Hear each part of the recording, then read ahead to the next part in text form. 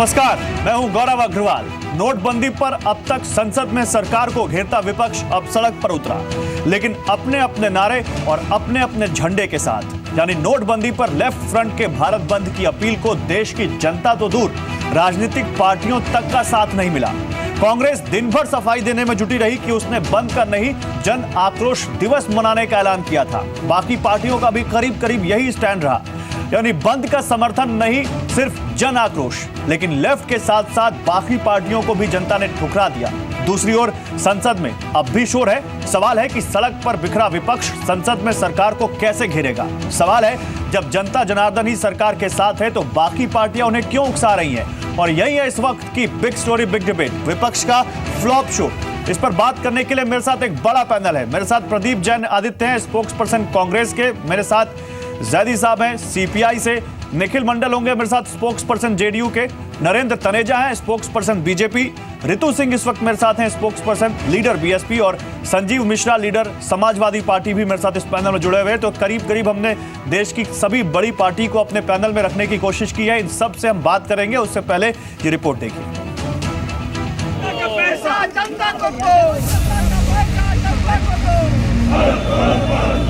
आज भारत बंद रहेगा, बंद रहेगा, बंद रहेगा। मोदी को वोट नहीं। काला धन तुम्हारा डूबा,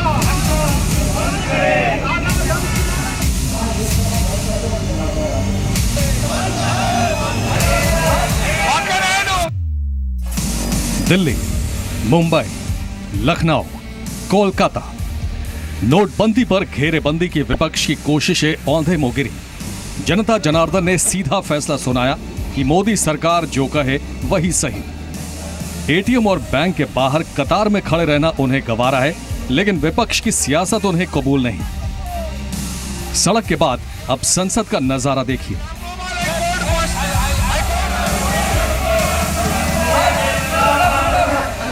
और उसको बंद करने के बारे में हमारा पूरा सपोर्ट है। वही शोर, हंगामा।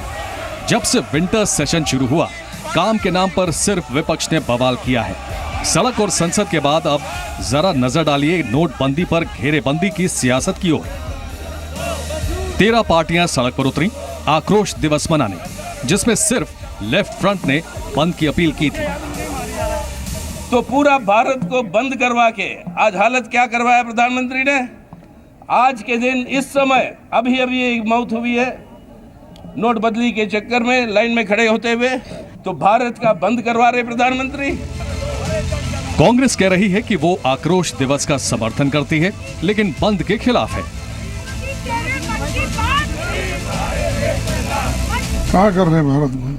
हमने तो ये कहा कि आक्रोश दिवस मना रहे हैं हम, और ये लोगों का जो आक्रोश है वो दिखाने के लिए मीटिंग्स करना, प्रोटेस्ट करना क्या गलत है? बीएसपी आक्रोश दिवस और बंद दोनों के खिलाफ दिखी। 20 दिन इस सरकार के इस फैसले को हो गए हैं, लेकिन अभी तक भी स्थिति में कोई सुधार नहीं आया है। और पूरे देश के अंदर ऐसा माहौल बना हुआ है इस सरकार के जो बिना तैयारी का जो फैसला लिया कि जैसे भारत बंद हो गया। जबकि समाजवादी पार्टी संसद में तो विपक्ष के प्रदर्शन के साथ नहीं शामिल हुई, लेकिन सड़क पर विरोध कर रही है। आक्रोश दिवस है, लोग मना रहे हैं, लोगों में गुस्सा नहीं है। आपकी पार्टी है साथ में? है क्यों नहीं, हम लोग सब गुस्से में हैं। टीएमसी राग अलाप रही है कि वो बंद का समर्थन नहीं करती।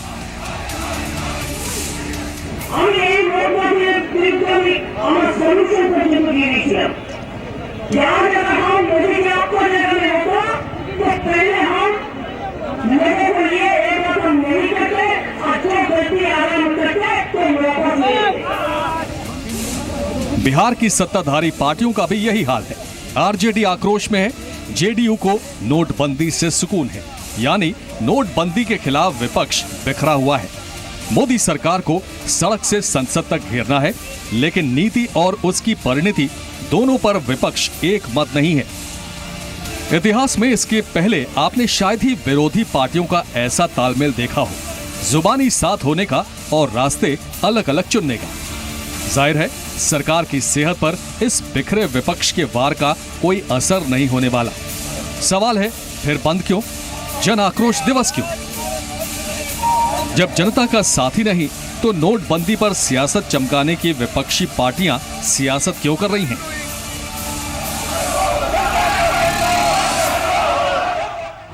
तो वाकई बहुत सारे सवाल हैं, लेकिन एक सवाल जो बिल्कुल नहीं है कि विपक्ष का बंद कैसा रहा, विपक्ष का बंद फ्लॉप रहा कि कोई साफ दिखा पूरे दिन। लेकिन इन सब पे हम बात करें उससे पहले आपको दिखाते हैं कुछ और, हम वो खास आपके सामने कुछ और चीजें रखते हैं, उसके बाद अपने गेस्ट के पास जाएंगे, अपने पैनलिस्ट के पास जाएंगे और देखिए किस तरह से 20 दिनों में क्या बदला। ये देखिए 8 नवंबर की तारीख थी जब नोटबंदी का ऐलान हुआ था, करीब करीब इसी वक्त, और 8 लाख करोड़ बैंकों में तब से अभी तक 20 दिनों में जमा हो चुके हैं। 8 लाख करोड़ छोटी रकम नहीं है। जनधन खातों में अगर बात करें तो 2023 नवंबर तक करीब 72,000 करोड़ रुपए से ज्यादा जमा हो चुके थे।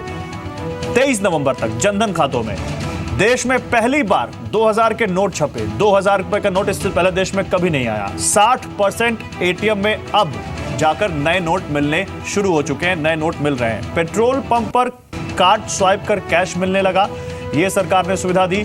इसके अलावा प्रॉपर्टी की कीमतों में कई सारी रिपोर्ट्स हैं जहां गिरावट आई है केवल 20 दिनों के अंदर ही। अभी आगे आगे तो और भी गिर सकती हैं प्रॉपर्टी की कीमतें। रिकॉर्ड संख्या में नक्सलियों ने सरेंडर किया है, ये एक बहुत बड़ी कामयाबी कही जा रही है। कश्मीर में 100 दिन से ज्यादा हो गया था, वहां पत्थरबाजी नहीं बंद हो रही थी, वहां पत्थरबाजी बंद हो गई, कर्फ्यू हट गया, जनजीवन सामान्य हो गया। गोल्डमैन सैक्स ने लेकिन अनुमान घटाया जीडीपी दर का। गोल्डमैन सैक्स कह रहा है कि शॉर्ट टर्म में सरकार को जीडीपी दर के मोर्चे पर थोड़ा बहुत नुकसान झेलना पड़ सकता है। और संसद के शीतकालीन सत्र में तब से अभी तक 16 नवंबर को शीतकालीन सत्र शुरू हुआ था और तब से अब तक बिल्कुल काम नहीं हो पाया और सारा कामकाज ठप है। तो ये 20 दिनों में हुआ है और मेरे साथ तमाम पैनलिस्ट जुड़े हुए, तमाम बड़े नेता। और सबसे पहले मैं प्रदीप जैन आदित्य साहब आपके पास आऊंगा। प्रदीप जैन आदित्य साहब, आप इस देश के बड़े नेता हैं, मंत्री भी रह चुके हैं और विपक्ष के जो इस वक्त विपक्ष जो दिख रहा है उसके बारे में मैं आपसे सबसे पहले इसलिए पूछ रहा हूं क्योंकि हमें कहीं ना कहीं ये दिखा कि भारत बंद और जन आक्रोश दिवस पर विपक्ष कंफ्यूज दिखा। कभी कहा गया कि भारत बंद में है, कभी कहा गया कि हम भारत बंद में नहीं है, हम जन आक्रोश में है। लेकिन इस बीच जनता ने आपके ना विपक्ष ना आक्रोश को समर्थन दिया और ना ही भारत बंद को। क्यों? जी गौरव जी, सबसे पहले तो मैं ये बात कहना चाहता हूं कि कांग्रेस एक जिम्मेदार पार्टी है और विपक्ष भी एक जिम्मेदार भूमिका निभा रही, लेकिन सरकार कुंभकर्णी नींद में सो रही और गैर जिम्मेदार रवैया अख्तियार कर रही है। आज उसे दिखाई नहीं दे रहा कि 75 लोगों की जान चली गई, लोगों की शादियां टूट गई, लोगों को उसके अपने पैसे नहीं मिल रहे हैं। कोई धन काला नहीं होता। रिजर्व बैंक से छपने वाली हर मुद्रा को आप काला धन नहीं कह सकते। आज सबसे बड़ी समस्या, सर मेरी बात आपने सुनी नहीं। प्रदीप जैन जी, बदला पहले जब नोट प्रदीप जैन जी, प्रदीप जैन जी, नहीं आपने मेरी बात, मेरा सवाल नहीं सुना। सर सुनिए, मैं आपकी इस बात को नहीं काट रहा प्रदीप जैन जी, मैं आपकी इस बात को नहीं काट रहा, लेकिन जनता ने इन्हीं सब बातों को 8 तारीख से, मैंने क्या कहा, 20 दिन में क्या हुआ मैंने दिखाया। लोगों को दिक्कतें हो ये भी हम लगातार दिखा रहे हैं, उसके बावजूद ना तो आपके जन आक्रोश, नहीं सुनिए सर सुनिए, ना तो जन आक्रोश दिवस को जनता ने समर्थन दिया और ना ही आपके सहयोगियों के भारत बंद को जनता ने समर्थन दिया। ये जो चीजें आप कह रहे हैं पब्लिक डोमेन में लगातार जा रही हैं, लेकिन उसके बावजूद जनता आपके साथ क्यों नहीं खड़ी हुई? मैं तो ये सवाल पूछ रहा हूं आपसे। अच्छा गौरव जी, हम आपसे आग्रह करेंगे, आप सरकारी चश्मा मत लगाइए। आप देखिए, आपने 8 तारीख से लेके आज तक 75 लोग मर गए और कम से कम 17,000 शादियां टूटी हैं और इसके अलावा बहुत सारे परिवारों में आज लोग विलाप करके रो रहे कि उन्हें उनका पैसा नहीं मिला। आज सरकार की जिम्मेदारी थी कि अहंकार को तोड़े। आज सबसे बड़ी जो बात मैं आपसे कह रहा हूं कि वो सरकार, आपने देखा होगा राज्यसभा में गुलाम नबी आजाद ने कहा था कि प्रधानमंत्री जी जब सत्र चल रहा बाहर बात नहीं बोल सकते, वो बैठे और पूरी बात सुने। हमने एक जिम्मेदारी पूर्व रवैया अपनाया और उस रवैये में मैं पहली बार कहना चाहता हूं 61% रुपया 2000 का महाराष्ट्र, गुजरात और दिल्ली में गया। आज आप देखिए काला धन 20 दिन में काला धन हो गया 2000 का। 2000 की गड्डियां पकड़ी जा रही। सर पता नहीं आप कौन सा चश्मा लगाकर बैठे हैं, मैं आदित्य प्रदीप मैं आ रहा हूं नरेंद्र तनेजा। प्रदीप जनादित्य साहब, पता नहीं आप और आपकी पार्टी की कौन सा चश्मा लगा के बैठे हैं मुझे नहीं मालूम, लेकिन जो आप बात कह रहे हैं लगातार इस बात को जनता के बीच ना तो आप पहुंचा पा रहे हैं लगता है, और आप पहुंचा पा रहे हैं तो जनता उस बात को ले नहीं रही है। सर आपने देखा कि नहीं देखा लोगों ने, नहीं आपने देखा कि नहीं देखा गौरव जी, सर आपने देखा कि नहीं देखा, लोगों ने क्या कहा? लोगों ने कहा कि हम 2 घंटे दुकान ज्यादा खोलेंगे, हम बंद क्यों करें? तमाम जगहों पर सर, दिल्ली में, उत्तर प्रदेश में, लखनऊ, महाराष्ट्र में तमाम लोगों ने कहा कि वो 4 घंटे दुकान खोलें, हम बंद नहीं करा रहे। हमने बंद कराने की बात नहीं कही गौरव जी, आप समझिए एक भ्रामक प्रचार क्यों किया जा रहा। हम दुकान खोलने के समर्थन में हैं। हम चाहते हैं, सरकार ने कौन सी नीति लाई? सरकार कह रही कि आप 50% कर दो। अब वो अगर आतंकवादी कर दे देगा तो वो फेयर एंड लवली स्कीम में आ जाएगा। 25% ठीक है, ये सवाल आपने वाजिब उठाया, 25% ये सवाल आपने वाजिब उठाया। नरेंद्र तनेजा इस सवाल का जवाब देते हैं, ये सवाल आपने वाजिब उठाया। अब वो उनका पैसा आप सफेद कर रहे हैं। ठीक है, ये सवाल आपने वाजिब उठाया, सफेद कर रहे हैं। जवाब लेते हैं नरेंद्र तनेजा। गौरव जी जवाब लेते हैं आप किस बात का? नरेंद्र तनेजा साफ है यहां पर। चलिए, भारत बंद या जन आक्रोश रैली पे बहुत ज्यादा समर्थन नहीं दिखा विपक्ष को, इससे आप राहत की सांस ले सकते हैं, लेकिन संसद में अभी भी आप फंसे हुए हैं, आज भी काम नहीं हुआ। प्लस जो आज संसद में आपकी तरफ से एक प्रपोजल आया टैक्स को लेकर और एक डिस्क्लोजर विंडो की बात सामने आई, उस पर भी विपक्ष निशाना साध रहा है। दोनों पर जवाब दीजिए।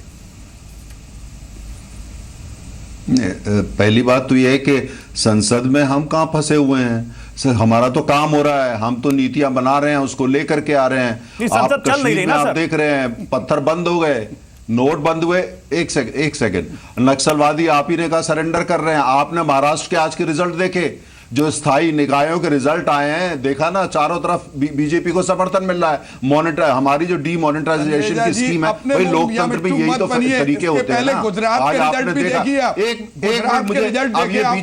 मैं ये बहस नहीं करूंगा गौरव, महाराष्ट्र में भी प्रदीप जैन जी उनको बोलने दीजिए। प्रदीप जैन जी 1 to 1। प्रदीप जैन जी बहुत समय, 1 घंटा है पूरा, आराम से बात करेंगे, आपके पास आता हूं, एक एक करके बोलते हैं, उनकी बात पूरी हो जाए। बोलिए नरेंद्र तनेजा जी।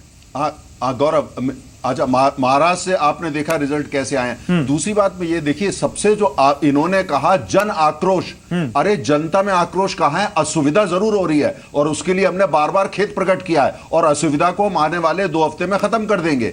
लेकिन यह है कि आक्रोश इनको समझ में आया, ये पहले इन्होंने कहा हम समर्थन करते हैं, फिर कहा भारत बंद होना चाहिए, फिर कहा जन आक्रोश। अरे पहले तय कर लो, क्यों नहीं इनकी लीडरशिप बैठ के तय कर लेती है कि इनकी रिएक्शन क्या है। इनका दरअसल अब क्या हुआ है, 2014 से जब से चुनाव हारे हैं, इनका ये क्या हुआ है, इनका जनता से अब कोई संपर्क नहीं है। दिल्ली में बैठ के चंद नेता कभी कहते हैं समर्थन कर रहे हैं, स्कीम अच्छी है, हम इंप्लीमेंटेशन में खराबी है, फिर उन्होंने बदल दिया भारत बंद, फिर बदल दिया जन आक्रोश, कल क्या कहेंगे पता नहीं। रोजाना इनकी जो है डीमोनेटाइजेशन पे इनकी जो ओपिनियन है, इनकी जो डायरेक्शन है, वो इनका नेतृत्व चेंज करता है। तनेजा जी पहले दिन कहा था कि हम काले धन के विरोध में हैं। हमने भारत बंद की बात कभी नहीं कही। बोलिएगा बाद में, 100 बार झूठ बोलते हैं आप। हिटलर की शैली में पार्टी को चलाना चाहते हैं। प्रधानमंत्री जी सदन चलती हुई है और विशेषाधिकार में लोग हैं, और बाहर से बोलने नहीं देते हैं। आप बताइए, काल वाले लोग हैं, राहुल जी लाइन में खड़े हुए लोग हैं, टेलीविजन पे भी इमरजेंसी लगा रहे हैं, टेलीविजन पे भी इमरजेंसी लगा रहे हैं।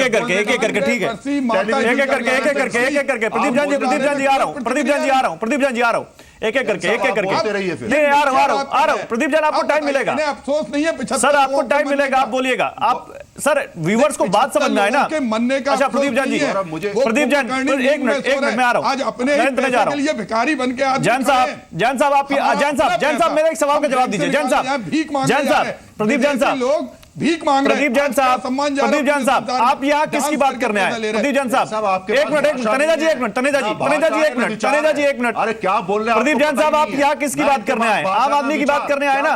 एक मिनट नरेंद्र तनेजा, प्रदीप जैन साहब आप यहाँ आम आदमी की बात करने आए ना? आम आदमी के मुद्दे उठाने आए हैं, बतौर विपक्ष अपनी जिम्मेदारी निभाने आए कि आम आदमी को क्या दिक्कत हो रही है। तो सर वही आम आदमी टीवी के उस पार बैठा है जो आपको और हमको देख और सुन रहा है।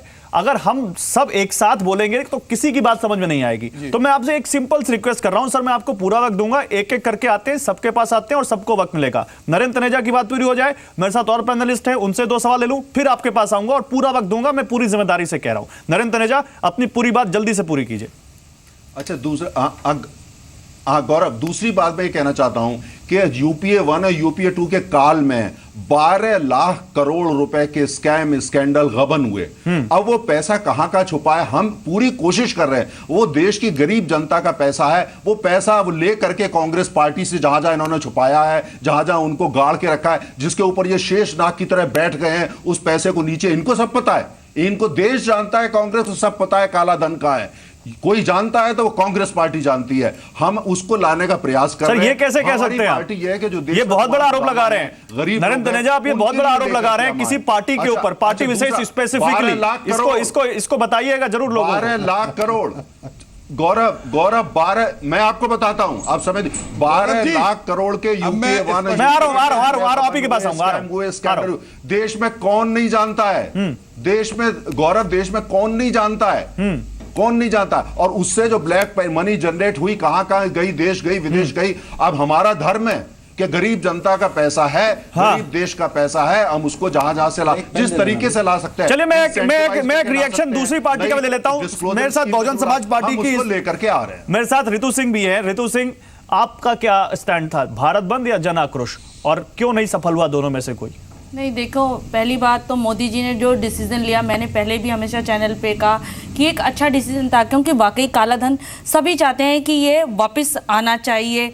लेकिन बस क्या जो उन्होंने किया, लेकिन उन्होंने सोचा नहीं, थोड़ा सा लोगों के लिए सोचते, जो आज ये परेशानी झेलनी पड़ रही है, और इसीलिए वो आक्रोश पैदा हुआ। नहीं तो आप जन आक्रोश रैली में थी या आप भारत बंद में थी? नहीं, देखो ना, मैं भारत बंद में थी। ये लोगों का गुस्सा था, लोगों का दिखाई दे रहा था, और वाकई दिखाई दे रहा था, ऐसा कुछ नहीं है। और ये इसीलिए शायद ये रैली हुई है, और कुछ नहीं। अब बताइए, हमारा यही कहना था। डिसाइड नहीं कर पा रही रितु सिंह। नहीं, मैं बिल्कुल मैं बोल रही हूं, मतलब लोगों का देखो, भारत बंद में थी कि जन आक्रोश में थी, क्योंकि बड़ा कंफ्यूज विपक्ष दिख रहा है। भारत बंद तो गलत है ना, ये लोगों का भारत बंद तो गलत है, क्योंकि लोगों का काम धंधा आप बंद कर रहे हो किसी के लिए, पूरे देश को, ये तो एक गलत तरीका है। लेकिन आपको गुस्सा है, उस गुस्से को लोग जाहिर कर रहे हैं, वो एक अलग सी बात है।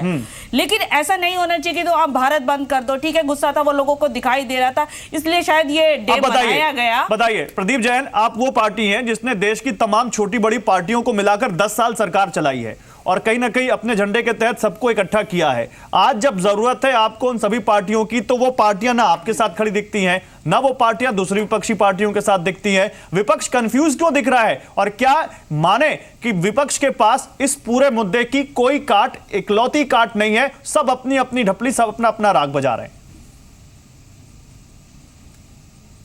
जी गौरव जी, सबसे पहले तो मैं ये आग्रह करूंगा, हमारे भारतीय जनता पार्टी के सम्मानित प्रवक्ता ने जो बात कही, मैं उसका जवाब दे दूं।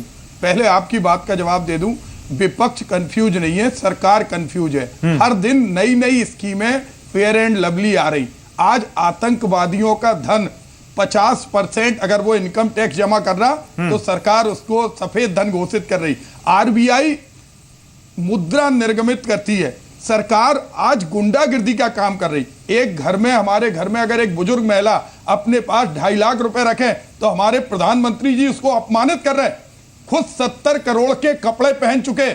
किसको अपमानित किया गया सर? यात्राओं पे खर्च, सर किसको अपमानित किया गया? 2.5 लाख रुपए जमा करने वाले। आप पूरी बात गौरव जी, आप पूरी नहीं, आप ही को जवाब देना है, मैं किसी और के पास नहीं जाऊंगा। आप ही को जवाब देना है, आप ही को मौका दे रहा हूं। करोड़ रुपए किसको अपमानित किया गया? प्लीज फैक्ट्स रखिए। नहीं है, मैं तो कह रहा हूं, आप बोलिए, आप फैक्ट्स रखिए। ये कह रहे हैं सरकार क्या नकारा है? अगर 12 लाख हजार करोड़ कांग्रेस के लोगों ने खाए हैं, तो क्या नकारा है?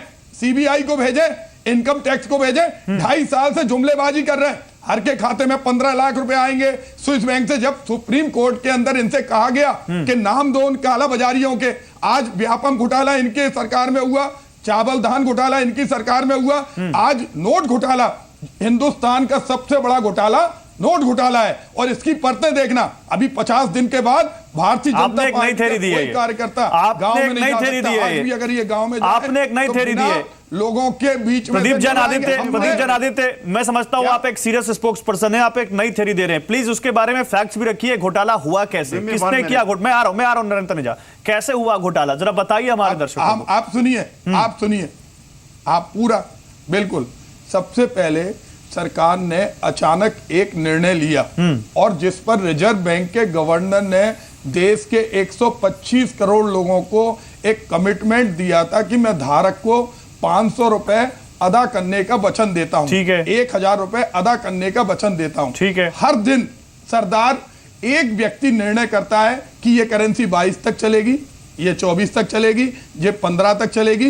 एक ही करेंसी जो हमारा एक्ट है, एक करेंसी उन्होंने लीगल टेंडर कर दिया। अब वो पेट्रोल पंप पे चल रही, अस्पताल पे चल रही, हवाई जहाज में चल रही, लेकिन गरीब आदमी के रिक्शे में नहीं चल रही, ऑटो में नहीं चल रही, प्राइवेट बसों में नहीं चल रही। हवाई जहाज में क्यों चलेंगे 500,000 के नोट? कितना बड़ा घोटाला है। आज गुजरात और महाराष्ट्र से 2000 की गड्डियां पूरे देश में आ रही। रिजर्व बैंक के आंकड़े हैं 61% धनराशि 2000 के नोटों की महाराष्ट्र और गुजरात और दिल्ली में है। आज किसी को आप 20 से ज्यादा नोट नहीं दे सकते 2000 के, लेकिन एक एक व्यक्ति 5000 के लिए तो जान दे रहा, आत्महत्या कर रहा है। एक एक व्यक्ति आपके पास व्हाट्सएप पे 50 ग्रुप होंगे, 2-2 लाख की गड्डी आपको दिखती है, कहां से आ रही? सर सोशल मीडिया पे तो आप लोगों ने बहुत सारी चीजें कह दी थी, उसके पीछे आपको बैकफुट पे आना पड़ा।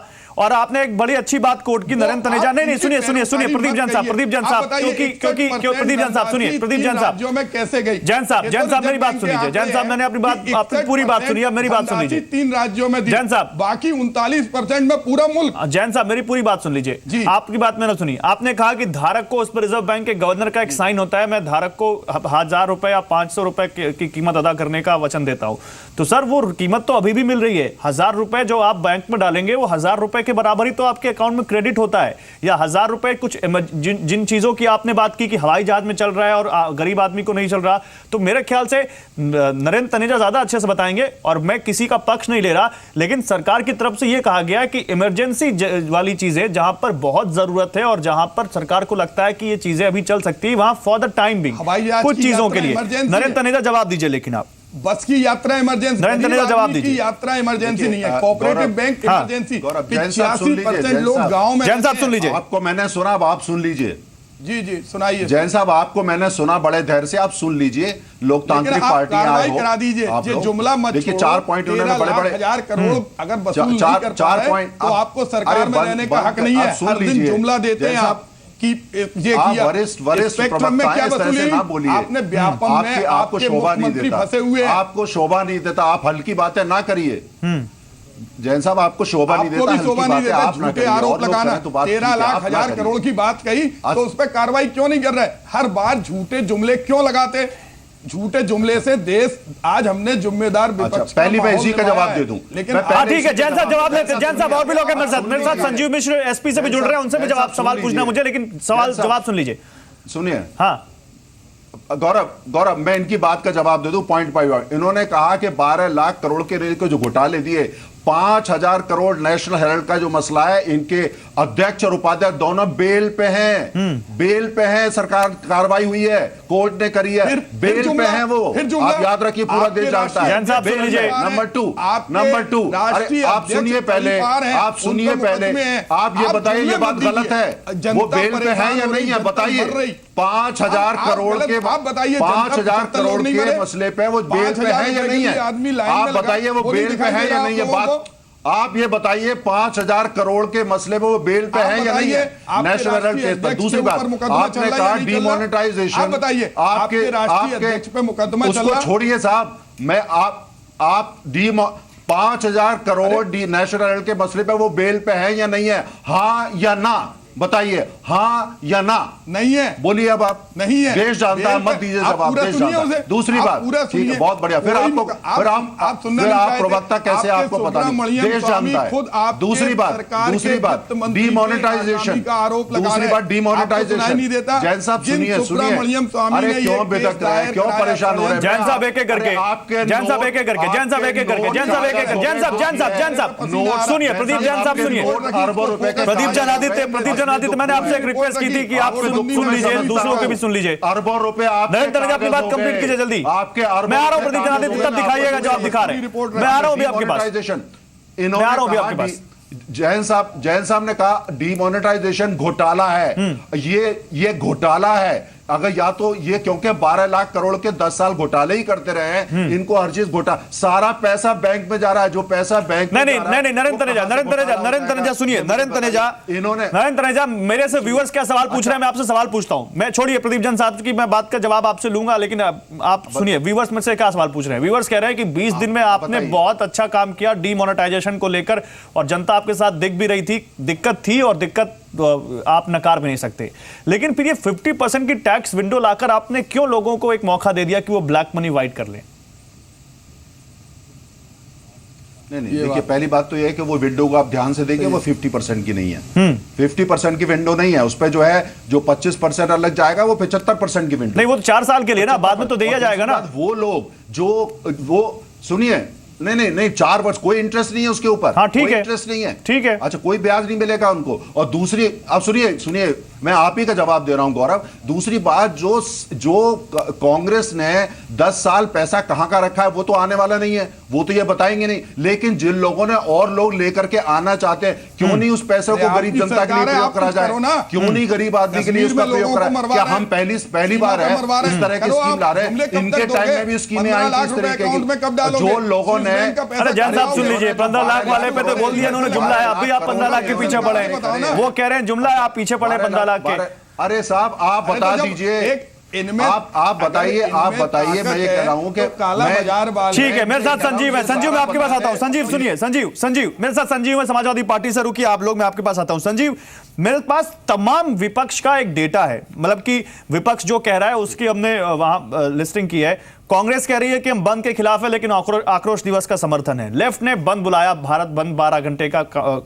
बीएसपी कह रही है कि आक्रोश दिवस और बंद दोनों के खिलाफ हैं। आपकी पार्टी संसद में विपक्ष के प्रदर्शन के साथ नहीं है, लेकिन सड़क पर विरोध कर रहे हैं। टीएमसी बंद का समर्थन नहीं कर रही। आरजेडी कह रही है आक्रोश दिवस का समर्थन डीमोनेटाइजेशन के खिलाफ। जेडीयू कह रही है कि हम डीमोनेटाइजेशन के साथ हैं, मोदी जी ने जो किया वो सही किया। संजीव, क्या आपको इन सब आंकड़ों को देखने के बाद लगता नहीं कि विपक्ष में गजब की कंफ्यूजन है, और वो विपक्ष जो एक अच्छा खासा दबाव सरकार पे बना सकता था, ना वो आक्रोश दिवस बना पाया, ना वो भारत बंद बना पाया? नहीं गौरव जी, आपने बिल्कुल सही बात कही। देखिए हुआ क्या कि जो विपक्ष था, विपक्ष में ये होड़ हो गई कि कौन इसका क्रेडिट ले ले, कौन श्रेय ले ले। कोई भारत बंद कर रहा था तो कोई विरोध दिवस मनाने लग गया, तो किसी ने रैलियां की और किसी ने जन आक्रोश दिवस मना दिया। मैं तो कांग्रेस के प्रवक्ता से पूछना चाहूंगा, क्योंकि डिबेट का अभी समय काफी है, लेकिन मुझे बहुत ज्यादा देर में आपने समय दिया। सर कोई तकनीकी खराबी थी? केवल इतना चाहता हूँ, कांग्रेस के प्रवक्ता से इतना जरूर चाहता हूं कि जब एक बात तय होती है, या तो विपक्ष बैठ करके तय कर लेता कि मध्य प्रदेश में किसको विरोध करना है, पश्चिम बंगाल में उनको ममता जी को विरोध करना है, उत्तर प्रदेश में किसको विरोध करना, या तो ये बात बैठ के तय हो जाती, क्योंकि एकजुटता नहीं हुई। लोगों ने श्रेय लेने की कोशिश की, इस आधार पर ये हुआ। जनता बहुत समझदार है, जनता आक्रोश में है, इसमें कोई दो राय नहीं है। ये भारतीय जनता पार्टी के प्रवक्ता को स्वीकार करना पड़ेगा कि आपने कुछ आरएसएस के लोगों के साथ मिलकर के जो निर्णय लिया, यही अगर निर्णय प्रोफेशनल्स के साथ बैठ करके लिया गया होता, जो हालात आज देश भर में बने, ये हालात नहीं बने होते। आप स्वीकार नहीं करना चाहते। आप ये कहते हुए कभी नहीं वो हो रहे हैं कि जो लोग काला धन का, जो लोग 500 और 1000 रुपए का विरोध कर रहे हैं, वो लोग काले धन वाले हैं। यही हालत रही है। भारतीय जनता पार्टी ने हमेशा इस तरीके की चीजें की है। जब रामलला हम आएंगे, मंदिर वहीं बनाएंगे, नारा था इनका, तो अगर किसी ने कोई आवाज उठाई तो कहा साहब ये रामलला के विरोधी। अभी सर्जिकल स्ट्राइक की, अगर किसी ने कहा इसका कोई सबूत, तो कहा साहब ये नहीं। लेकिन संजीव अब मैं आपकी पार्टी पे आता हूं। संजीव, आज 500 और 1000 रुपए की नोट बात आती है, तो कहे प्रधानमंत्री जी तक कह रहे हैं कि साहब ये काले धन वाले लोग हैं। आपको अगर इतना ज्यादा मालूम, अभी तनेजा जी भी कह रहे थे कि उन्होंने 10 साल कांग्रेस ही को मालूम है। आप 3 साल 2.5 साल जो आपकी सरकार हो गई, कितने काले धन वाले लोगों को आपने पकड़ लिया, कितने भ्रष्टाचारियों को आपने जेल पहुंचा दिया। मैं तो बहुत साफ सी बात कहना चाहता हूं। और जब आप 2014 में लोकसभा का चुनाव लड़ रहे थे, उसके बाद से आपने लगातार ये कहा कि हम काला धन लेकर के आएंगे, नहीं तो फांसी पे लटका देना। आपने कोर्ट में ये बात कही है कि जो काले धन वाली सूची है उसको हम बंद लिफाफे में देंगे। आप कोर्ट में बंद लिफाफे में क्यों दे रहे हैं? आज आप काले धन की बात कर रहे हैं और डंके की चोट पे अगर आप बात कर रहे हैं तो वो चिट्ठी, वो लाइन, वो अपनी नहीं तो संजीव, आप ये मानते हैं कि अब बहुत हो गया, अब बहुत हो गया, अब संसद में काम होना चाहिए, एक जिद लगा के बैठे हुए कि पीएम आए, बयान दें, लेकिन प्रधानमंत्री जी को मौजूद रहना चलने दी जाए। एक तरफ आप सर्जिकल स्ट्राइक बता रहे हो, दूसरी तरफ भारतीय जनता पार्टी के नेता कह देते हैं कि नहीं, हर मामले में प्रधानमंत्री नहीं वहां शामिल होंगे। तो ये अलग अलग दिग्भ्रमित मत करिए देश को। आपने 3 साल में पूरे देश को दिग्भ्रमित किया। आपकी नीतियों ने देश को बिल्कुल ऐसे कगार पे पहुंचा दिया है जहां किसान मरने को मजबूर हो गया। मैं तो कल गया था बाराबंकी, वहाँ कोल्ड स्टोरेज में मैंने बड़ा अजीब हिसाब किताब देखा। वहाँ एक बोरी आलू का 250 रुपए लेगा कोल्ड स्टोरेज वाला, और एक बोरी आलू का रेट चल रहा 230 रुपया। तो क्या करेगा आज का आलू वाला किसान? बहुत साफ सी बात जवाब दीजिएगा नरेंद्र तनेजा, लेकिन ऋतु सिंह से एक सवाल लेके आ रहा हूं। तब भारतीय जनता पार्टी जवाब दीजिएगा नरेंद्र तनेजा, आ रहा हूं आपके पास। पार्टी को जनता, लेकिन ऋतु सिंह मैं आ रहा हूं, नरेंद्र तनेजा आ रहा हूं, संजीव मिश्रा ओके, और किसानों को, मजदूरों को, नौजवानों को सबकी देख करके काम करें। ठीक है, 2 करोड़ आप रोजगार देने वाले लोग हो। ठीक है, मैं आ रहा हूं, मैं नरेंद्र तनेजा आ रहा हूं आपके पास, जवाब दीजिएगा। लेकिन ऋतु सिंह, संजीव मिश्र ने तो साफ कह दिया कि हाँ, विपक्ष में कंफ्यूजन थी, विपक्ष मिल बैठकर एकजुट होकर नहीं बना पाया, रणनीति नहीं बना पाया, और इसलिए कहीं ना कहीं सब में क्रेडिट लेने की होड़ हो गई। आप भी इस बात को मानती हैं? नहीं, ये बात सच है, लेकिन जो लोगों में वाकई आक्रोश था, उसी मुद्दे पे लोगों को रहना चाहिए था, और वही उसी मुझे पे अगर क्या कहते हैं, आप भी मानते हैं कि क्रेडिट लेने की होड़ मच गई विपक्ष में? बिल्कुल लगता है कि मतलब लोगों ने सोचा नहीं, समझा नहीं, और दोनों चीजों को साथ ले लिया, लोगों के काम को ठप कर दिया, दुकानें बंद कर दी। तो गलत चीज है ना पूरे देश में। प्रदीप जैन साहब, संसद में तो आप लोगों को ला नहीं पा रहे, सड़क पर भी साथ नहीं ला पाए, साफ है आप पर क्रेडिट लेने की होड़ मच गई आप लोगों में, और इसलिए नहीं आप लोग कर पाए कुछ। गौरव जी, हम एक जिम्मेदार विपक्ष हैं, सरकार जिम्मेदार नहीं है। सरकार कुंभकर्णी नींद में से हम जनता, सर छोड़िए ना, सरकार जिम्मेदार है कि नहीं है? आप जिम्मेदार है ना सर, आप जिम्मेदार है ना? इसका सलूशन निकालना चाहिए। सर आप जिम्मेदार है ना? सर आपने सुना एसपी को, आपने सुना बीएसपी को? पहले से ही परेशान है, दुकान में तोड़फोड़ करते नहीं, लोगों को दिखाई दे रहा है, करेंगे तो वो लोग उसको भी जज कर लेंगे। सर ट्रेनों में, बसों में शांतिपूर्वक ढंग से हमने जनता का आक्रोश व्यक्त किया। सर तोड़फोड़ करेंगे, दुकानों में आग लगाएंगे तो वो जनता बेवकूफ नहीं है, जिम्मेदारी वो भी समझ जाएगी। आप टीवी चैनल चला रहे हैं, आप बताइए अगर ट्रेन में आग लगती वो बंद, सर तो क्या बंद करने का यही एक तरीका है? क्या तो फिर किस लिए बुलाया था आपने? क्या बंद करने का यही एक तरीका है? क्या जन आक्रोश का यही एक तरीका है? अरे आक्रोश, लोगों को साथ लाना तरीका है सर। हम आक्रोश व्यक्त कर रहे थे कि ये सरकार, वो तो आप संसद में पिछले 12 दिन से कर रहे हैं, जिम्मेदारीपूर्ण रवैया अपनाए। आप टीवी चैनल के माध्यम से दरार डालने का काम कर रहे हैं। सारे विपक्ष ने इसका विरोध किया। सर यहाँ कोई बच्चा नहीं बैठा जिसपे हम समझा देंगे वो समझ जाएगा। संसद में खैर ठीक है, मैंने अभी तनेजा जी से पूछा कि गुजरात से नोट आ रहा है, महाराष्ट्र से 2000 के नोट आ रहा है, उनसे नोट आने वाले क्यों नहीं रोक रहे? 20 दिन में काला धन हो गया, 61% नोट रिजर्व बैंक ने। नहीं, उससे पहले संजीव मिश्र का सवाल है, उससे पहले संजीव मिश्र का सवाल है। नरेंद्र तनेजा उस सवाल को भी लेते हुए आइएगा कि कुछ जमीनी स्तर पर कुछ दिक्कतें हैं अभी भी, नोटों की कालाबाजारी हो रही है। नरेंद्र तनेजा उस सवाल को शामिल करते हुए आइएगा, ठीक है? और भारतीय जनता पार्टी के नेता इसमें लिप्त हैं। जैन साहब सुनिएगा, जैन साहब सुनिएगा। नहीं, नरेंद्र तनेजा उस सवाल को भी शामिल करिएगा कि अभी भी दिक्कतें हैं ग्रामीण स्तर पर या छोटे शहरों में ज्यादातर। नहीं गौरव, देखिए गौरव, मैं एक बात पहले ये स्पष्ट कर दूं कि रिजर्व बैंक के कहने पर डिमोनेटाइजेशन की बात शुरू हुई है। आपको अच्छी तरह पहले ये स्पष्ट करना जरूरी है। दूसरी बात प्रधानमंत्री से बात को माना है, लोगों को असुविधा हो रही है। प्रधानमंत्री से क्यों ले रहे हैं? संजीव मिश्रा जी, बदइंतजामी थी तो आपके सुब्रमण्यम स्वामी या वित्त मंत्री ने रिजर्व बैंक के गवर्नर को क्यों नहीं फटकारा? इनको जरा आप बताइए क्यों नहीं फटकारा आपने रिजर्व बैंक के गवर्नर? सर अब बेसिकली मैं मतलब ये कहना चाहूंगी कि मोदी जी अगर लोग चाहते हैं तो मोदी जी बात को वहां बैठे संसद में और कम से कम सोल्यूशन निकालें, और सब पार्टियां एक दूसरे को सपोर्ट करके कम से कम उस जनता को जो दिक्कतें हैं, नहीं जो जनता को दिक्कत हो रही है उनको उस चीज से निकालें। ठीक है, नरेंद्र तनेजा से जवाब लेते हैं। मेरे साथ इस वक्त जेडीयू से निखिल मंडल भी जुड़ चुके हैं, उनसे भी हम बात करेंगे, लेकिन नरेंद्र तनेजा पहले आप अपना जल्दी से जवाब पूरा कीजिए। सुन लीजिए। देखिए गौरव, इतना देखिए, हम मानते हैं इस बात को, प्रधानमंत्री ने 8 तारीख को जब ये अनाउंस किया उस दिन स्पष्ट किया था इससे असुविधा होगी। ये बहुत बड़ी स्कीम है भारत के इतिहास में, ये आर्थिक क्रांति है, ये एक नई शुरुआत है, पूरी अर्थव्यवस्था में भारी परिवर्तन की शुरुआत है। ये जो काला बाजारी, काला मनी, इसका जो कल्चर है इसको खत्म करने, इसमें तकलीफ होगी।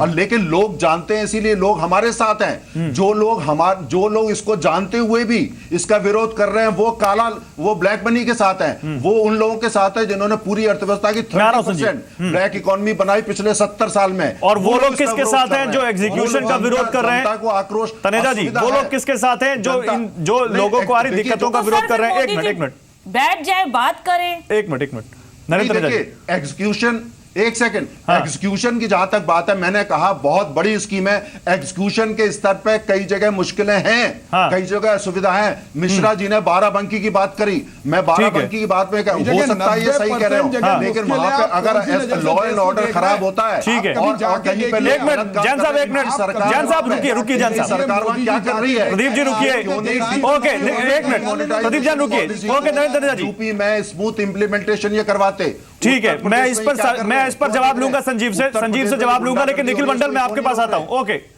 निखिल मंडल मैं आपके पास आता हूं, और आप बिहार में सत्ताधारी पार्टी हैं, और आपका स्टैंड इस पूरे मामले में बड़ा इंटरेस्टिंग है, और सबसे ज्यादा सुर्खियां बटोरने वाला आपके नेता का स्टैंड है। वो नीतीश कुमार जिन्होंने नरेंद्र मोदी के नाम पर गठबंधन तोड़ दिया था, वो नीतीश कुमार खुलकर नरेंद्र मोदी या कहें पीएम मोदी के इस फैसले के समर्थन में सबसे आगे और सबसे ज्यादा मजबूती से डटकर खड़े हुए हैं।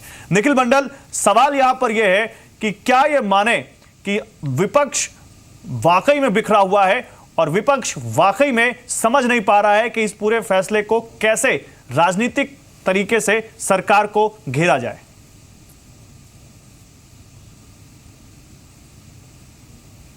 नहीं, देखिए, right from the first day, जिस दिन से नोटबंदी की बात आई, उस दिन से लेके आज तक मुख्यमंत्री नीतीश कुमार जी ने खुल के नोटबंदी का स्वागत किया। और ऐसे भी इतिहास को अगर आप देखें तो जब भी देश हित की बात होती है, राजहित की बात होती है, तो हमारे मुख्यमंत्री नीतीश कुमार जी खुल के साथ देते हैं, चाहे वो जीएसटी का मामला हो, सर्जिकल स्ट्राइक का मामला हो, या आज नोटबंदी की बात हो। हाँ, इसके इम्प्लीमेंटेशन को लेके हमने जरूर कुछ सवाल उठाए, क्योंकि हमें ये जरूर लगा कि ये एक अच्छी पहल थी। अगर ये अच्छे तरीके से और अच्छे इम्प्लीमेंटेशन के साथ अगर इसको लाया जाता, तो ये जो समस्याएं, कुछ समस्याएं जो हैं, जो सच्चाई में है पूरे देश में जो समस्या, उसको लेकर के कहीं ना कहीं इसकी कमी होती अगर ये इम्प्लीमेंटेशन को तैयारी के साथ ये लोग करते। लेकिन जो नोटबंदी के साथ जो राजनीति हो रही है, तो मैं खुल के एक बात बोल दूं, जब भी देश हित की बात हो तो निश्चित रूप से सभी को साथ आना चाहिए। और उसी रूप को देखते हुए मुख्यमंत्री नीतीश कुमार जी ने नोटबंदी को एकदम सही करार दिया है, और उन्होंने तो इससे आगे बढ़ के भी कहीं ना कहीं जो पैसे, जो बेनामी प्रॉपर्टी है, कमाई के पैसे हैं, उनको लेकर के भी उन्होंने स्टैंड रखा है कि जल्द से जल्द ये सटीक मौका है, और इससे अच्छा लेकिन निखिल मंडल कार्रवाई होने के लिए उन्होंने आग्रह किया है। निखिल मंडल, लगता नहीं आपको कि आप कांग्रेस और आरजेडी के साथ सरकार में हैं, और वो दोनों पार्टियां खुलकर इसका विरोध कर रही हैं, इसका असर आपके गठबंधन पर भी पड़ सकता है? और दूसरा सवाल ये कि जो बिहार में या कहे पटना में जो इस वक्त सरगर्मियां हैं, उसका असर दिल्ली तक पहुंच रहा है, और दिल्ली में बड़ी चर्चाएं गर्म है, तो इसके बारे में भी कुछ बताइए हमारे दर्शकों को। जी बिल्कुल, मैं दोनों बात पे आता हूं। पहली बात तो देखिए, हमने महागठबंधन किया, कोई मर्जर नहीं किया। सभी पार्टी की अपनी अपनी लाइन होती है, और उस लाइन के तहत दोनों पार्टियां बहुत खफा है आपसे, कोई कंफ्यूजन नहीं है। और बिहार में महागठबंधन जो है बड़ी मजबूती के साथ खड़ा है। जी, दोनों पार्टियां बहुत खफा है आपसे। नहीं, सेंट्रल जो नेशनल टॉपिक है, उसको लेकर के अगर अपनी अपनी कहीं मत है, तो इसको लेके कहीं भी कंफ्लिक्ट नहीं है। यहाँ जो महागठबंधन है वो बिहार राज्य सरकार के लिए है, और यहाँ उससे जो जुड़े मैनिफेस्टो हैं उसको लेके कहीं भी दो मत नहीं है। दूसरी बात, जो आप ये बात कह रहे हैं, कुछ देर पहले की ही बात है, हमारे मुख्यमंत्री नीतीश कुमार जी ने स्पष्ट तौर पे कहा है कि एक अफवाह उड़ाया जा रहा है, और ये एक सच्चाई है कि पिछले 7 से 10 दिन के बीच एक अलग तरह का अफवाह उड़ाया जा रहा है। कभी कहा जा रहा है कि ठीक है, चलिए निखिल मंडल, मान लिया आपकी बात, मान ली जब तक सरफेस पे कोई चीज ना हो, हम भी नहीं कहते। ठीक है, हमारे पास भी बहुत सारी खबरें होती है, लेकिन जब तक सरफेस पे ना हो हम भी नहीं कहते। ठीक है, आपकी बात मान ली, लेकिन निखिल मंडल सुनिए, निखिल मंडल सुनिए, चलिए वो छोड़िए। सवाल ये है कि नीतीश कुमार पटना में डीमोनेटाइजेशन की, आ रहा हूं जैन साहब, नीतीश कुमार डीमोनेटाइजेशन की पटना में तारीफ करते हैं और शरद यादव संसद में खड़े होकर उसकी बखिया उधेड़ने लगते हैं, तो एक कोऑर्डिनेशन पार्टी में भी नहीं है। बिल्कुल गलत। मैंने भी उस पार्लियामेंट में जितनी बातें हुई है, शरद जी ने जितनी बातें कही है, सब इम्प्लीमेंटेशन को लेकर के है। कहीं भी नोटबंदी के खिलाफ जेडीयू ना शुरू से थी। हमारे मुख्यमंत्री नीतीश कुमार जी जो कह रहे हैं वही पार्टी के प्रवक्ता कह रहे हैं और वही पार्टी के नेता कह रहे हैं, चाहे वो शरद जी हो या यहाँ के स्थानीय बिहार के नेता हो। इम्प्लीमेंटेशन को लेकर हमने सवाल शुरू से उठाए हैं, क्योंकि कठिनाइयां हैं ग्रामीण इलाके में जाएंगे, लेकिन जहां तक कठिनाइयां हैं, किसान को लेकर समस्या है, प्रदीप जैन साहब, तो वो समस्या को लेकर के लगातार शरद जी ने सवाल उठाए हैं और उससे कहीं भी ये कंक्लूड नहीं किया जा सकता है कि नोटबंदी को लेकर दो डिवीजन जेडीयू में है। जेडीयू का राजनीति विजन है, राजनीति होती कयासों के ऊपर है। अच्छी प्रयास है और उस प्रयास के साथ हम खड़े हैं। बहुत अच्छी बात है, आप बहुत अच्छे प्रवक्ता हैं, लेकिन राजनीति होती कयासों के ऊपर है और बहुत सारी चीजें राजनीति में बिना कहे पढ़ ली जाती हैं। ठीक है, निखिल मंडल आप रहिए मेरे साथ। प्रदीप जैन, मैं आपके पास आता हूं। प्रदीप जैन, आपके जो बिहार के प्रदेश अध्यक्ष हैं और धन्यवाद दूंगा, बिहार सरकार में जो मंत्री हैं वो साफ कह रहे हैं कि आला कमान एक बार कहे हम गठबंधन तोड़ लेंगे, यानी नाराजगी आपकी बिहार यूनिट में तो साफ दिखती है। केंद्रीय नेतृत्व का क्या मानना है जेडीयू के स्टैंड पर, क्योंकि आप उनके साथ सरकार में हैं और बहुत ज्यादा अहम आपके सहयोगी भी हैं वो? गौरव जी, सबसे पहले तो हम आपके माध्यम से कहना चाहते हैं कि महागठबंधन में कांग्रेस मजबूती से है, लेकिन जिस तरह से तो ये बताइए खफा है या नहीं है? हम लोगों ने भी नोटबंदी, गुस्सा है या नहीं है अपनी सरकार के मुख्यमंत्री के स्टैंड से? नोट नहीं, कोई मुद्दा नहीं है। कांग्रेस मजबूती से महागठबंधन के साथ है। दूसरी बात, हम पहले भी कहना चाहते हैं, हमारे प्रवक्ता जी ने आप पहले दिन नोटबंदी का विरोध नहीं किया था। आज रिजर्व बैंक ऑटोनोमस बॉडी है। अगर ये नोटबंदी रिजर्व बैंक ने की तो प्रधानमंत्री श्रेय क्यों ले रहे हैं? रिजर्व बैंक के गवर्नर को डांटना चाहिए। आज उनके सुब्रमण्यम स्वामी वित्त मंत्री पे सवाल उठा रहे हैं, वो कह रहे हैं कि इसका निर्णय किसी को नहीं मालूम था। अगर रिजर्व बैंक के गवर्नर ने ये निर्णय लिया है जैसे हमारे प्रवक्ता जी कह रहे हैं, तो इतनी बद इंतजामी के लिए उन्हें पद से हटाना चाहिए, पहली बात। दूसरी बात, आज प्रधानमंत्री जी उन 75 परिवारों में एक बार कभी पूछने गए कि नोटों की लाइन में हर दिन आज 7 लोग मरे, लाठियां गली, अस्पतालों में अपना ही कमाई का पैसा उसे आपने काला धन बता दिया। आपसे माननीय उच्चतम न्यायालय ने कहा कि आप, चलिए जवाब लेते हैं, नरेंद्र तनेजा से जवाब लेते हैं आप किस बात पर? नरेंद्र तनेजा ने पकड़ लिया, जवाब ले लेते हैं। इसने 12 लाख हजार करोड़ का करप्शन किया, कभी पकड़ा? 2G स्पेक्ट्रम की नीलामी हुई, 5 लाख हजार करोड़ की बात करते थे, 14,000 करोड़ में आज नोटबंदी में 27,000 करोड़ रुपए का खर्चा है।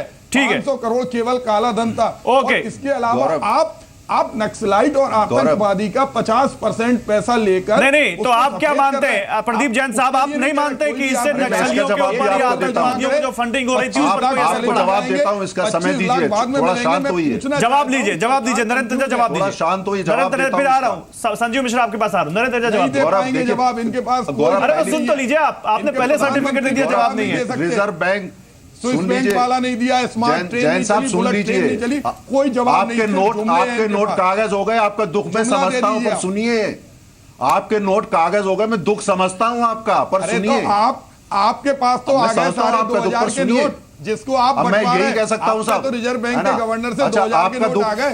सर हम क्या बातें कर रहे हैं? सर हम क्या बातें कर रहे हैं? हम क्या बातें कर रहे हैं? तो आरबीआई कहिए ना, क्या कह रहे हैं कि हमारे नोट आरबीआई रिकमेंडेशन दे सकता है, ये फैसला कार्रवाई करें जिनके पास नोट हो। ये आरबीआई रिकमेंडेशन करता है, फैसला सरकार लेती है।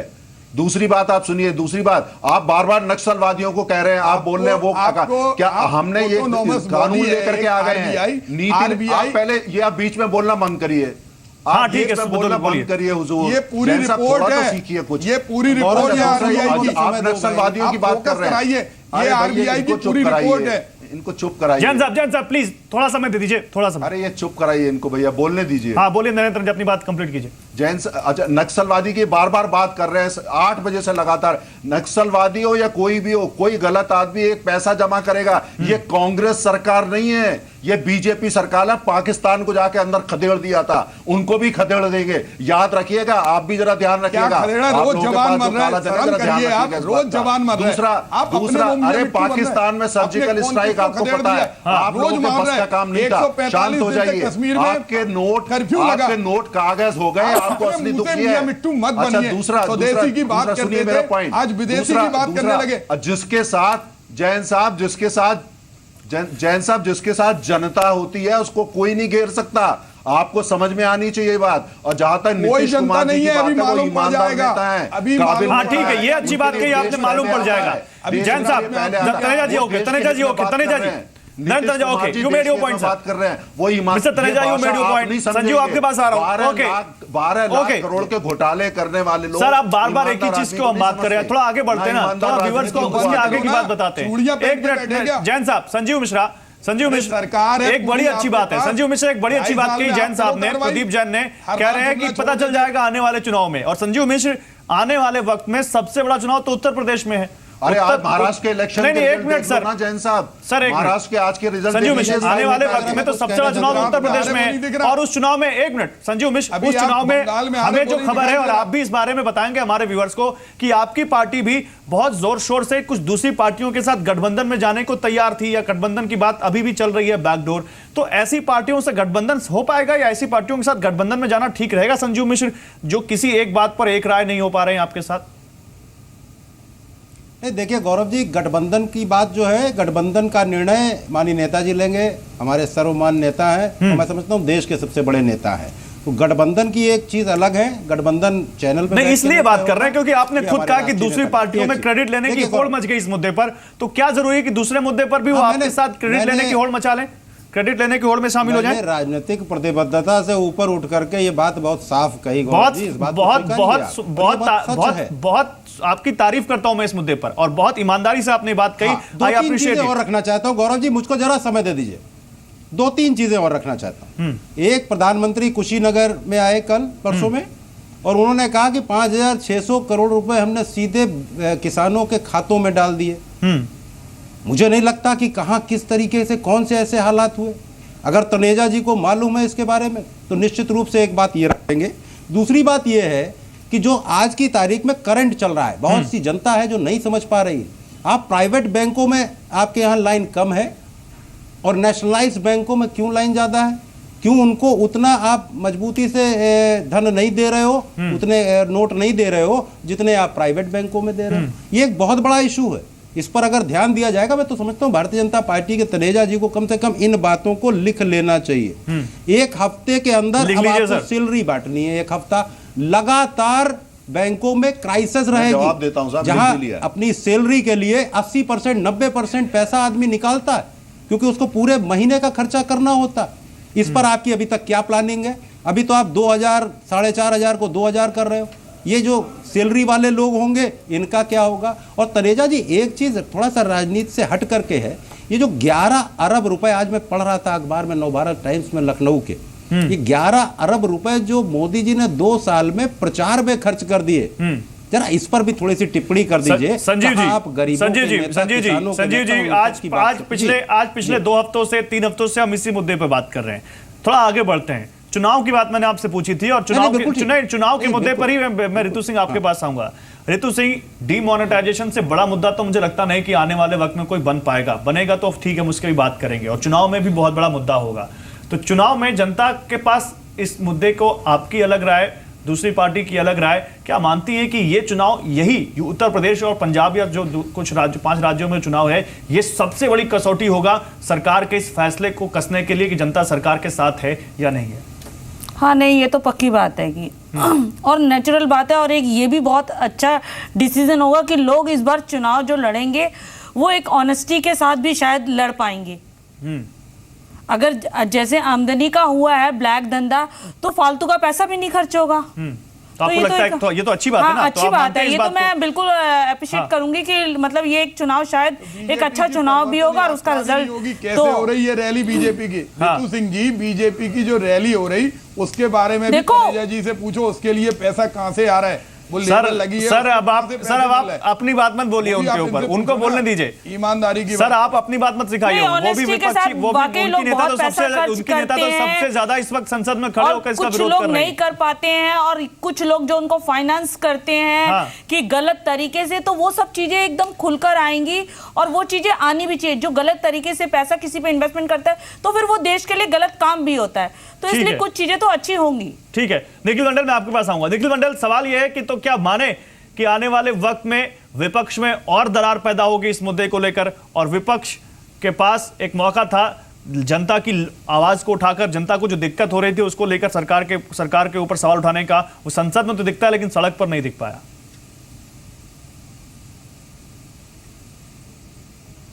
नहीं, देखिए फ्यूचर में क्या होगा वो तो फ्यूचर में जाने के बाद ही पता चलेगा, लेकिन एक दो चीजें मैं स्पष्ट तौर पे कहना चाहूंगा कि आपको भी पता है कि मुख्यमंत्री नीतीश कुमार जी इस बीच निश्चय यात्रा पे हैं बिहार में, और ये हमने देखा है कि निश्चय यात्रा के दौरान नोटबंदी को समर्थन मिला है, ये एक सच्चाई है, और उसको देखते हुए ये कहा जा सकता है कि जनता खुश है। तो मेरे ख्याल से नोटबंदी को जिस मैसेज के साथ पूरे भारत में लागू करना चाहिए था, उससे कहीं ना कहीं लैक वो करता है इम्प्लीमेंटेशन को लेके। लेकिन इस नहीं, आप हमें सुनो तो हमारी बात, हम उसके विरोध में नहीं। जैन साहब उनकी बात पूरी हो जाए। जैन साहब प्लीज, जैन साहब उनकी बात पूरी हो जाए। बोलिए निखिल मंडल, अपनी बात पूरी कीजिए, बोलिए।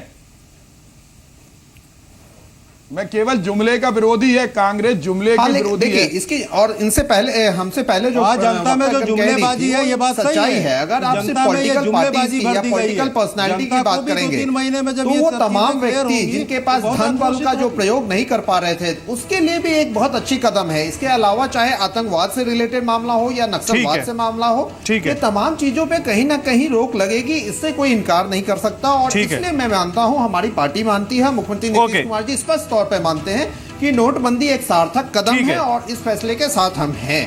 ठीक है, बहुत शुक्रिया निखिल आपका, और बहुत शुक्रिया आप तमाम लोगों का हमारे साथ जुड़ने के लिए। तो कुल मिलाकर विपक्ष ने कोशिश की लेकिन विपक्ष का शो फ्लॉप हो गया, इसमें कोई शक नहीं है। लेकिन हमारे पास एक बड़ा सुपरहिट शो है।